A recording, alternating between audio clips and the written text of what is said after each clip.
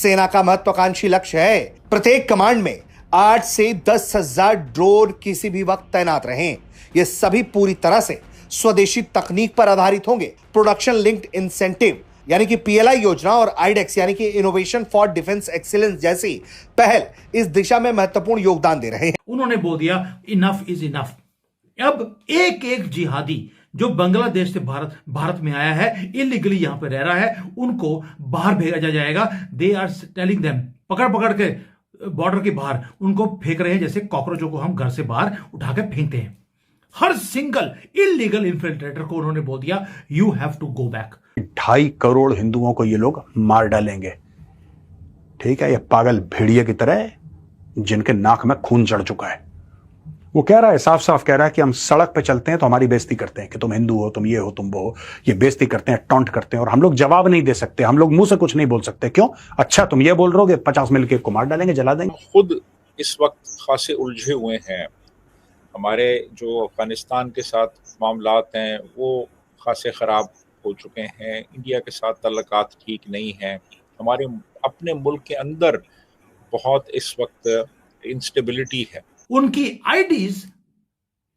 IDs आदिवासी check कर रहा है, और जैसे ही पता लगता है कि ये तो जिहादी है, ये तो कॉकरोच है, उसे उठा के बाहर फेंक देते हैं। ये है मोदी जी का एक्शन जो पिछले 10-11 सालों में उन्होंने लिया। मैं सरकार से विनती करना चाहता हूं, हाथ जोड़ के मोदी जी, आपसे और आपके जितने भी यहां पे टॉप पे लोग बैठे हैं उनसे मेरी रिक्वेस्ट है, sir open the borders, we need the Hindus here in India. हम उनके साथ बहुत, मैं बता रहा हूं आपको, अगर उनके साथ बांग्लादेशी मुस्लिम्स अगर जुल्म कर रहे हैं और हम उनकी मदद ना करें तो हम भी जुल्म के उतने ही बड़े गुनहगार। नमस्कार दोस्तों, जियो भारत की एक और वीडियो में आपका स्वागत है। दोस्तों, जंग का तरीका अब बदल चुका है।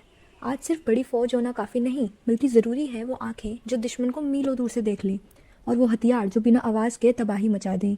इंडियन आर्मी ने अभी इसी फ्यूचर वेलफेयर के लिए अपनी कमर कस ली है। इंडियन आर्मी एक मैसिव ड्रोन फोर्स तैयार कर रही है जो बॉर्डर पर दुश्मन के प्लान को नाकाम करने के लिए काफ़ी है। स्ट्रैटेजी बिल्कुल साफ है। हर कमांड में, चाहे वो पहाड़ हो या रेगिस्तान, किसी भी वक्त 8 से 10,000 ड्रोन हमेशा तैनात रहेंगे। सोचिए, 10,000 फ्लाइंग आइज जो दुश्मन की हर मूवमेंट पर नज़र रखेंगी। ये सिर्फ खरीदारी नहीं, बल्कि एक पूरा इकोसिस्टम बदला जा रहा है।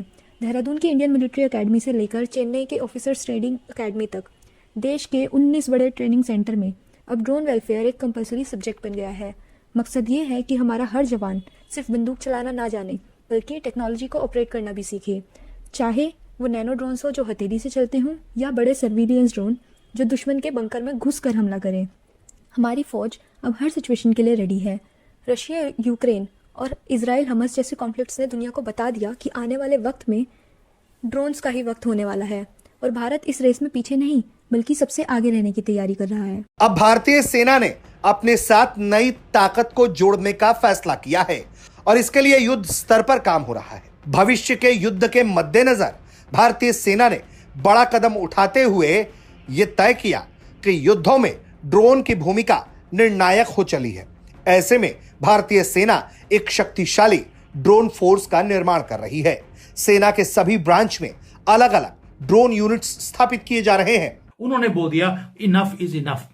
अब एक एक जिहादी जो बांग्लादेश से भारत में आया है, इलीगली यहां पे रह रहा है, उनको बाहर भेजा जाएगा। दे आर टेलिंग देम, पकड़ के बॉर्डर के बाहर उनको फेंक रहे हैं, जैसे कॉकरोचों को हम घर से बाहर उठा के फेंकते हैं। हर सिंगल इलीगल इन्फिल्ट्रेटर को उन्होंने बोल दिया you have to go back.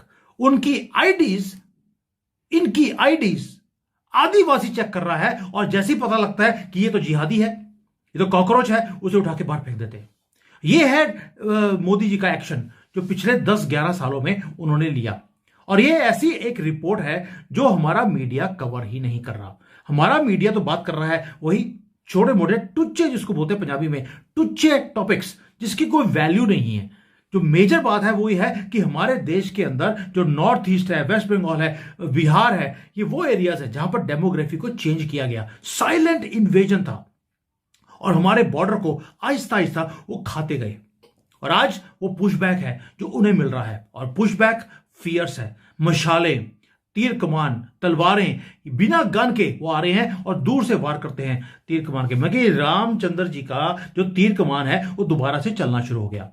आपको अंडरस्टैंडिंग होनी चाहिए कि जो स्केल है वो कितना बड़ा है। छोटा मोटा होता ना कि एक आदमी आ गया, उसने तीर कमान निकाल लिया, मैटर नहीं था। पूरी की पूरी आदिवासी कम्युनिटी वो बाहर निकली है। अब क्वेश्चन ये है कि नॉर्थ ईस्ट है, सेंट्रल इंडिया है, इवन कि नेपाल के अंदर भी ये जो ट्राइबल्स हैं ये सारे बाहर निकल रहे हैं।